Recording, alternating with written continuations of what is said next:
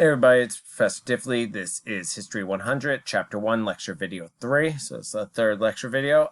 So in the last one, we left off talking about religion and belief in afterlife for hunter-gatherers. Again, they buried their dead ceremonially. They painted the bodies. They were buried with items. And there's also maybe that they had religion, right? If there is a belief in afterlife, maybe there's a deity there. But we've also found figurines, these Venus figurines that are thought to represent maybe a fertility goddess or fertility. They're called the Venus of Willendorf because that's where the first one was found in Europe, and then they found them all over, very similar, and then you can have these in your text. And that's a very important thing about your textbooks. Whenever there are images, maps, little sidebars in there, make sure you take a look at those. There are quizzes, questions on the exams quizzes that deal with stuff like that will show you one of the pictures, and so make sure you read around it, the captions, what it discusses there, because it often represents something bigger in the text. And you can see these here. You also find cave art. You can take a look at this website there. Look at some ancient cave art, which you find all over the world. Often starts with depictions of animals for various reasons. Maybe they're just painting what they see. There's all sorts of reasons what they were painting. Maybe they're the spirits of the creatures they're killing. Who knows? Maybe it's educational, right? Here are the animals we hunt and use, that sort of thing. But you find this all over. And again, the burial practices go with the belief in an afterlife there. This is the fertility goddess deity or item we found. Again, this is from about Venus of Willendorf, and we find it again later in many places. And again, it's interesting that there's no face depicted there, right? It's supposed to depict a pregnant woman is what most people believe, but there's no face depicted, so it could be anybody, or maybe that's the god's face. Who knows? But most likely, and most thought of as having to do with fertility, human fertility. So again, Neolithic revolution, some things here, and just some from the definitions here. What is the Neolithic revolution? We already covered that, right? Where it happened, the Fertile Crescent, that's Mesopotamia, the land between the two rivers, and that's in Iraq, Syria, those places in the Middle East, what we call Mesopotamia. How did this start? Most likely climate change, right? Things started to get warmer, the end of the last ice age, 12 to 10,000 years ago. What happened as the glaciers retreated, because things were getting warmer, there became more rain. And why is that helpful? If there's more rain, it can help things grow, right? So it became milder and rainier. So temperatures became better for growing. That's what we mean by milder and rainier. And this is especially in the Fertile Crescent where you see this happening first. And agriculture is invented at different times around the planet. It's still a question of whether it's whether if it was invented in those places each individually, or if it was something that was brought there. But that's for something else. But climate change is what brought this, right? The end of the last ice age. We know what happened at that time when the great glaciers began to retreat. The other thing you had was pastoralism. I've talked about this before. This is domestication of animals for farm, right? Sheep, pigs, cattle. Probably in that order is the way we think. They started with sheep, which are easier to control, go up to pigs, which are bigger, a little bit harder, up to cattle, which are the biggest and hardest to control, these domesticated animals. Changes, I started talking about these before. You get permanent settlements, some of the earliest we know in the Middle East and Anatolia, Jericho, Catalhoyuk. These are people began to settle there and live there year round, right? That's where they plant their crops, and these settlements began to grow and grow from little villages to towns to cities, and growing bigger and bigger. They're practicing agriculture. Change was also increased in births, number of children people had. Various reasons for this. One, you're starting to have more food security, so and a permanent settlement. So there's you can support more people in a single place. So also farming. There's more hands needed for the farm. Lots of farm work. So you're going to have more and more of that as well. Impact to health again. It's weird because it does, now you have a secure source of food, so you could start to live a little bit longer, that sort of thing. There's no dangers of hunting, that sort of thing, of moving around all the time. But there's also negative of being sedentary, of eating only, a very unvaried diet. That can be impact.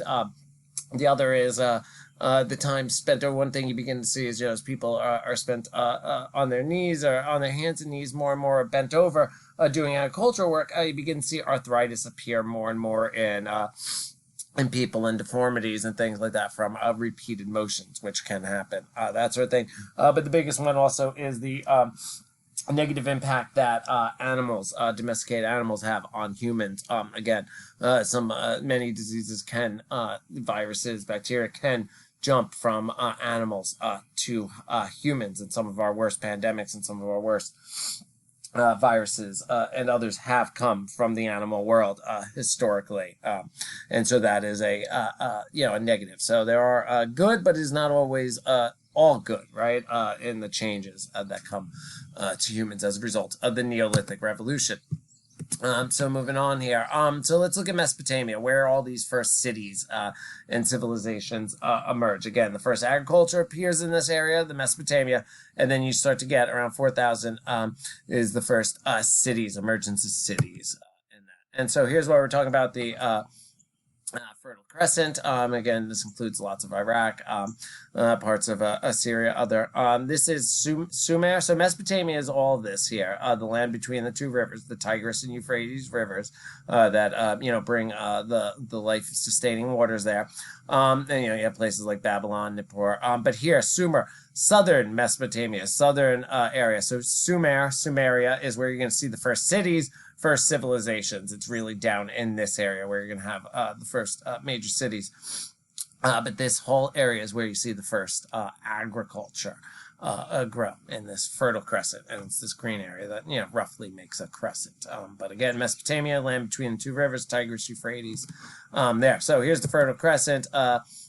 We're talking about here. So again, the Tigris and Euphrates bring large volumes of water and help make the land usable. Problem with the Tigris, though, is that Tigris and Euphrates, is they flood. All rivers flood. Some rivers flood periodically, predictably, and others do not. Like when we look at Egypt, their floodwaters are going to flood the Nile River every year, same time, over and over. It's predictable. You can set your clocks by it. Here, the Tigris and Euphrates can flood, and it can be incredibly damaging at any time. There's no rhyme or reason to it. It's hard to predict, and so that is a much, much tougher river system to deal with. And you're going to see all the major first civilizations all rise along river systems because that's easiest to use irrigation, right? So irrigation is where you take water from one source and carry it somewhere else. Today we do irrigation using pipes. Back then they would do irrigation ditches, right? So they're off the river. This way you could bring water further and further away from the river to fields that way. Those irrigation channels, canals, also help flood control, right? So now the water is channeled somewhere else. It doesn't just rise above the banks of the river. It can go other places. And again, this, irrigation here, increased food supplies, allows you to have a rapid increase in population. You can farm further than the shores of the river, that sort of thing. And again, it like I said, controls floodwaters here. These are some early depictions. This one here is this is an artist's depiction of what they would have a farmer would have looked like back then. This is a sledge. This is an animal pulling a sled here. In this way, you could cut up the soil and carry goods as well. There, some of the earliest depictions. This just shows you how, as grains and others were domesticated and grown by farmers, they change. The wild ones here to the later domesticated versions. Biggest change here is their yields, right? The later domesticated varieties obviously have more yield, right? More grains on them. And the way they did that is crossbreeding, cross-pollinating different strains, and also planting just the seeds from ones that produced the most grain, right? The most yield. And so that's, they genetically engineered them that way and weeded out the ones that produced low yields, got rid of those, focused on the ones that had the most. Here again, early Sumerian, Mesopotamian depictions of farming and accounting and other things here. But yeah, irrigation again, and this is an early map. This map from about 1300 BCE depicts irrigation fields and irrigation systems. This is a map of fields and canals there for Mesopotamia.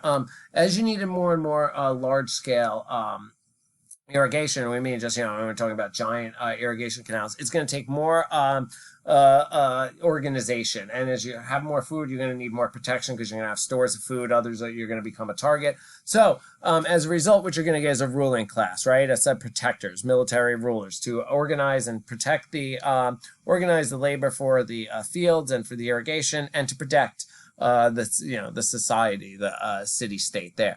And so they're going to be military leaders that are going to protect and they're going to rise to powers of prominence and positions of prominence and power as a result. Just more images here. This one, the different colors, it shows where the agriculture started, and then you can see where it goes to next. See how it moves in those areas around there. Just another map of Sumer, just showing some of the areas, major city-states. Sumeria, again, this area over here is where we're talking about.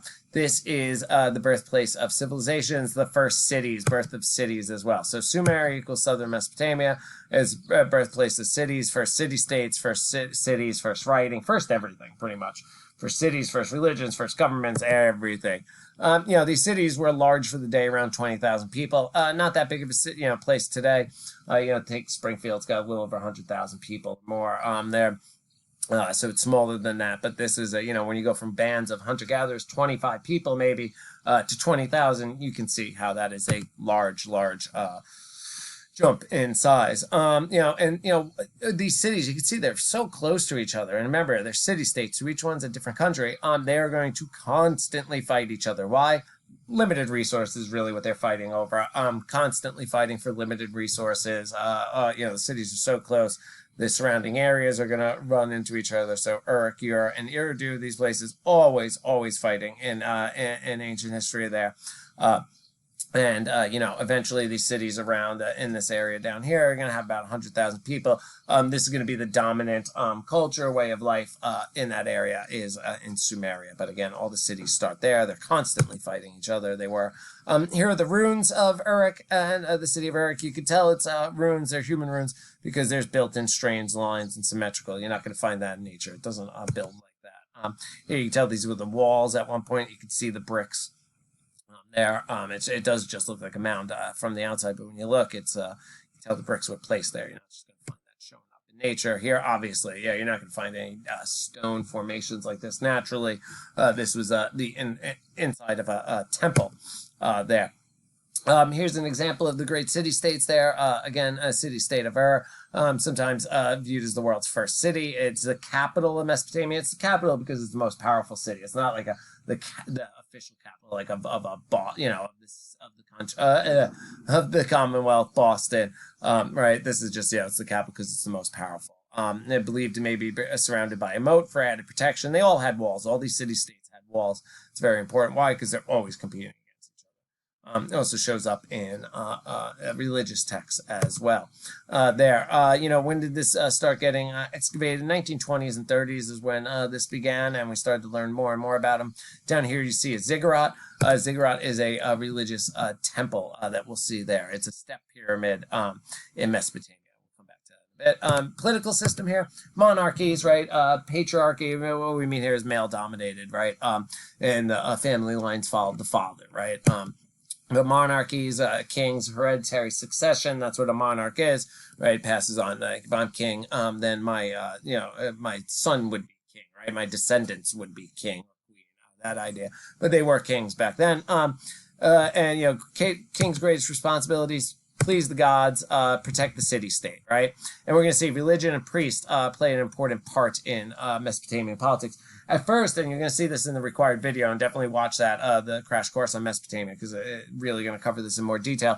But you had, competing groups there. You had the priests who were the connection of the gods, and they had their temple. And then you're going to have, and that was the center of the city. And then the warrior protectors, kings, are going to build their palaces on the outskirts. Now you're going to have these different competing sources of power, but you're going to realize they work together. They support each other, right? So the priest and the religion are going to work together. So the priest, the government, the religion, it's all going to work together. They're not necessarily theocracies, but they're very close to it, where it is based on the religion. They support each other in this system here.